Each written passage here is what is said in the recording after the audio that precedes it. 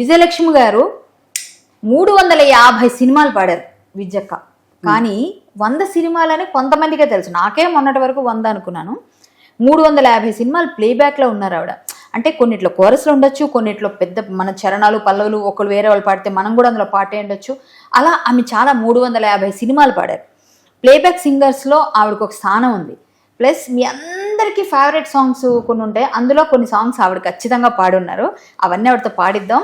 అక్క, మీకు బాగా ఇష్టమైన పాత తరం మ్యూజిక్ డైరెక్టర్, మీరు ఇప్పటి వరకు 10,000 షో చేశారా? 10,000 షోస్, అరౌండ్ 7,000 8,000 మధ్యలో 7,000-8,000 స్టేజ్ షోస్. అవును, హ్యాట్స్ ఆఫ్, గ్రేట్ థింగ్ ఇది. ఎందుకంటే ఇంకొక విషయం, అందరూ ఎవరి ఇంటర్వ్యూస్ చూసినా నేను కష్టాల్లో ఉన్నాను, కన్నీళ్ళలో ఉన్నాను అని కొంతమంది ఇంటర్వ్యూస్ చూసి బాధ అనిపిస్తుంది కొంతమంది ఆర్టిస్టులకి. ఏకైక ఆర్టిస్ట్ స్టేజ్ షోస్ మీద ఇంద్రభవనం లాంటి ఇల్లు కట్టుకున్న మా విద్య. నువ్వు ఐటీ అని పంపించేటట్టున్నావేను ఇంటి మీదకి. లేదు, ఇల్లు కట్టుకోవడం మన హక్కు. అదే ఇల్లు కట్టుకుంటే ఐటీ వాళ్ళు రారు. ఎందుకంటే నేను మీ ఇంటికి వచ్చాను, ఒక్కొక్క ఫ్లోర్కి ఎంత ప్లానింగ్గా ఎంత బాగా కట్టారు తెలుసా మీరు. అసలు స్టేజ్ ఆర్టిస్టులు షోస్ 7-8 వేలు చేశారంటే మీరు అసలు అమేజింగ్. అంతే, అసలు ఆ ఇల్లు చూసినప్పుడు అనుకున్నాను ఇది కదా అచీవ్మెంట్ అని. మీరు అమేజింగ్ ఆ విషయంలో. అసలు నిజంగా మీరు ఎప్పుడు అలాగే ఉండాలి. ఇంకొక ఇల్లు కూడా కట్టాలని కోరుకుంటున్నాను నేను, అలాంటి ఇల్లే. దాంట్లో అంటే డబ్బులు ఎంత ఖర్చు పెట్టామన్నది కాదు, కానీ బేసిక్ గా ఇలాంటి ఇల్లు కట్టుకోవాలి అని అనుకున్నాను, ఒక డ్రీమ్. సో అలాగే కట్టుకున్నాను అనమాట. అండ్ కొంచెం టేస్ట్ఫుల్ గా. అవును, టేస్ట్ఫుల్ గా ఉంటుంది మీ ఇల్లు, చాలా బాగుంటుంది. గ్రేస్ఫుల్ గా, టేస్ట్ఫుల్ గా ఉంటుంది. మీ గ్రేస్ అంతా అందులో కనిపిస్తుంది. మీరు సంగీతం నేర్చుకున్నారా చిన్నప్పుడు ఏమైనా? మీ అమ్మగారు సింగర్ కదా? మా అమ్మగారు సింగర్, మా నాన్నగారు సింగర్. మా నాన్నగారు ఇంకా పెద్ద సింగర్. వారసత్వం. నాన్నగారి పేరు ప్రసాద్, రామకృష్ణ ప్రసాద్. అంటే ప్రొఫెషనల్ గా లేరు, బట్ మా నాన్నగారు అయితే కొన్ని కచేరీలు చేశారు. బాలమురళీ కృష్ణ గారితో కూడా కలిసి పాడారు. తో మా నాన్నగారు, తర్వాత మా అమ్మగారు కూడా ఏఆర్ ఆర్టిస్ట్, ఆవిడ కూడా సంగీతం నేర్చుకున్నారు. అమ్మ పేరు సుగుణ గారు. రామకృష్ణ గారు సుగుణ గారి గారాల పుత్రిక. అదే, మీరు నిజంగా వారికి పేరు తీసుకొచ్చారు.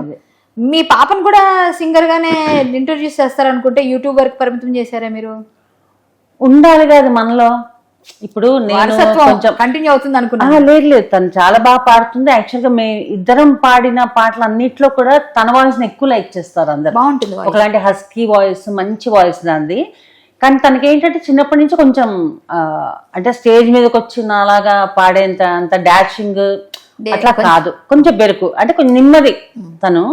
సో అందుకని స్టేజ్ షోస్కి అయితే రాలేదు. బట్ తనది రికార్డింగ్ వాయిస్. బట్ ఏదన్నా కానీ ప్రొఫెషనల్ గా తీసుకోలేదు. బట్ ఇప్పుడు ఏంటంటే యాక్చువల్గా ఇప్పుడు ఒక మంచి పరిణామం ఏంటంటే, మేము ఉన్నప్పుడు అంటే సినిమాల్లో పాడితేనే సింగర్ కదా అని అందరూ అనుకుంటారు. కానీ ఇప్పుడు లాట్ ఆఫ్ ఎవెన్యూస్ ఉన్నాయి. ఇప్పుడు మా తర్వాత మా నెక్స్ట్ జనరేషన్ లో సింగర్స్ అసలు ఎలా పెరిగిపోయారంటే ఎవ్రీ డే ఒక 7 వస్తున్నారు. అందరూ బాగా పాడుతున్నారు, అందరూ టాలెంట్. ప్లాట్ఫామ్స్ ఎక్కువైపోయినాయి. సో వాళ్ళకి ఛాన్సులు, సింగర్స్ ఎక్కువైపోయారు, ఆపర్చునిటీస్ ఎక్కువయ్యాయి. సో అందరూ ఎలాగోలాగా సెటిల్ అవుతున్నారు, ఏదో ఒకటి చేసుకుని. అండ్ అదే మంచి పరిణామం ఏమన్నానంటే, ఇండిపెండెంట్ మ్యూజిక్ చేసుకోవచ్చు మీరు యూట్యూబ్ ద్వారా. అసలు ఫేస్బుక్ లో పాడచ్చు, మీరు ఎక్కడన్నా పాడచ్చు.